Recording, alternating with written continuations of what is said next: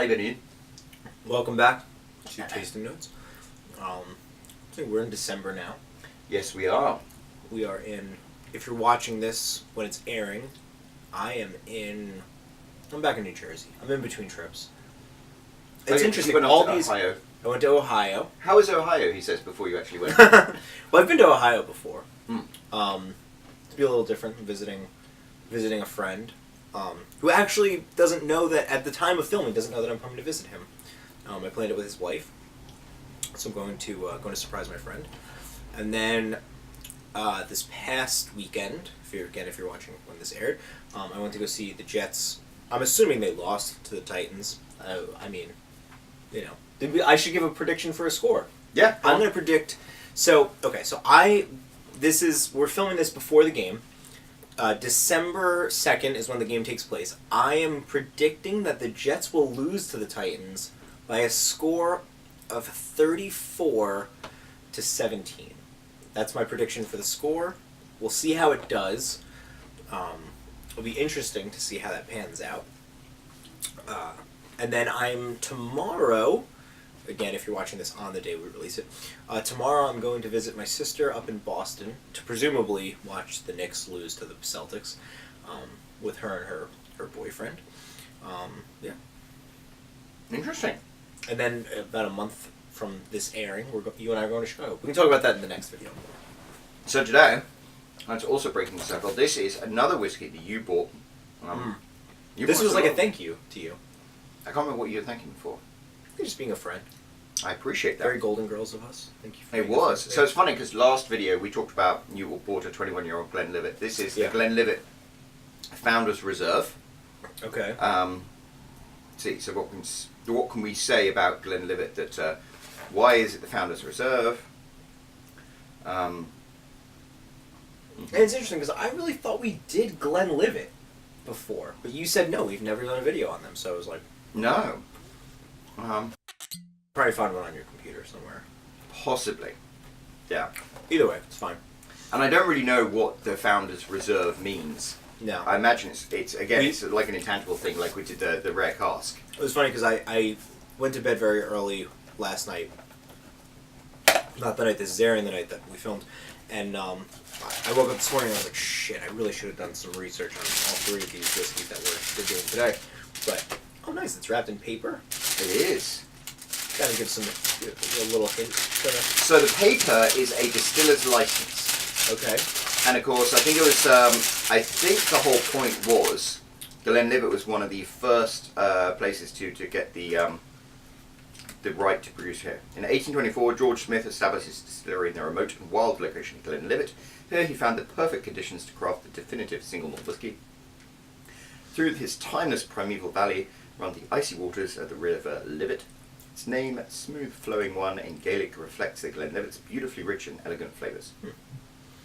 So this is referring to when there was like a moratorium on whiskey production in Scotland for a time, and then, if I'm remembering this correctly, because it's been a couple months since I looked up this information, there was like a law was passed, and then there became like a serfdom type of establishment. Yes.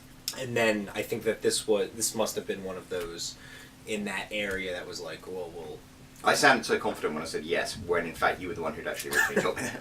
It's interesting though, because the British have this bad habit of like trying to control of imperialism. Well, yeah, but I was thinking it's like the first revolution after the American War of Independence was an uprising when the founding fathers tried to tax the production of whiskey, and had like the Whiskey Rebellion. And I think I don't know my history, but I think Thomas Jefferson. No, I think George Washington himself wrote down to Interesting.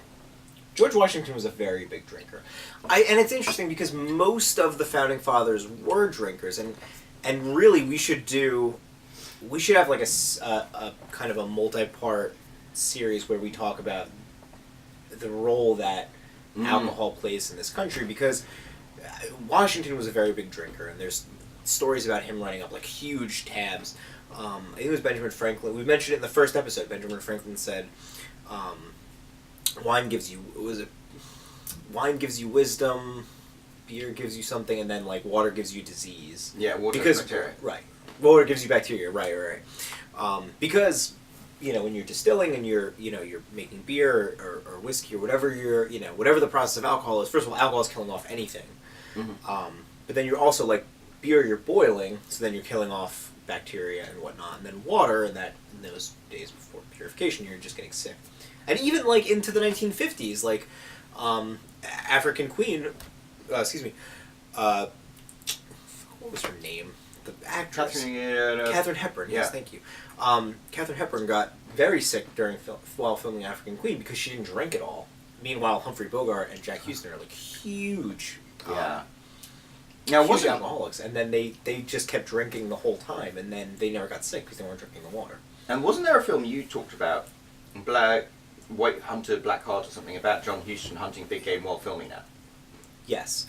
That was like, there's a rumor that his whole point behind filming African Queen was that he would go hunt elephants. And that was like, he was just kind of like, which is also, it's very like King Kong of him to be like, I want to go film this movie and then go hunt an elephant. But I don't know the validity of that. And I think Clint Eastwood played a character that was based on that idea that John Huston went to go film African Queen to go hunt an elephant. I don't know the validity of that, so. Interesting. Houston family, don't sue me. Well, Founders Reserve, I believe, refers to the reserve of barrels that, the founders and their family had rights to. Okay.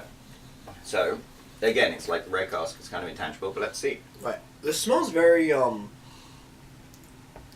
mapley, right? It smells delicious. It smells very sweet. I'm curious.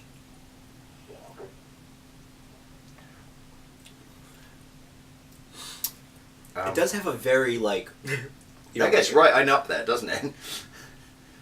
I don't know. I find this very enjoyable. Maybe it hit the back. Did you hit the back of your throat with it? I don't know. I don't know. I don't think I was expecting it. It was like... Okay. Not necessarily that way. I don't think that this has as much of... I'm not feeling as much of a kick as I think you are with the... I think it's a very, like, thick kind of... I've tasted like a very syrupy kind of, like, sweetness to it. It's interesting. There's a like, it may sound ridiculous. It's like the burn is at the top of your mouth, whereas... I don't taste the burn at all. Mm-hmm. It's so weird that you and I are having such different reactions to this whiskey. A little bit of a, like the esophageal burn that you typically get with a whiskey, but nothing I horrendous. find it's really interesting, because it's... Do you like it? If you were at a bar and you saw this... Yeah. Glenlivet Founders Reserve, would you order this? Probably not, because if I was in a bar, being pretentious, I'd want one with a year. Okay. Interesting, given our last video. It's interesting you look how it clings to the glass. Yeah. Like, you said it was syrupy, and it kind of... It does. That last one worked. I was good and went down nice and smooth. Yeah. The first few... For some reason, maybe I'd been eating so many peanuts or something. Maybe. I don't know, but it was like, I took it and I wasn't expecting it, and you had this, it went right on up there, up the nasal passages, and I was like, ooh. I actually quite enjoyed this. Well, good, because we got a whole bottle of it. Yeah. Yeah. And I think I prefer the rare cask, which is understandable given that... To each their own. Yeah. But it's definitely the price difference, yeah. No, it's not bad. I like it. Right. Well, the next week's video is going to be back to... We're going back to... We're doing an age, right? Yes. So, let's see how that one works. Do you want to give a preview or no? I don't think we should give a preview. No. It was funny because the one time we alluded to the next drink we were going to do, we ended up never using that one. Do you remember that? What was it? Long Trail. We somehow messed up the Long Trail video, and we never went back to film Long Trail. And that was like a really good beer as well. That was probably the beer we liked the best. Yeah, I would say that. Yeah. So we won't tempt fate. Right. Yeah. See you next week. Yep. Next 2 weeks. 2 weeks. Yep. Whatever.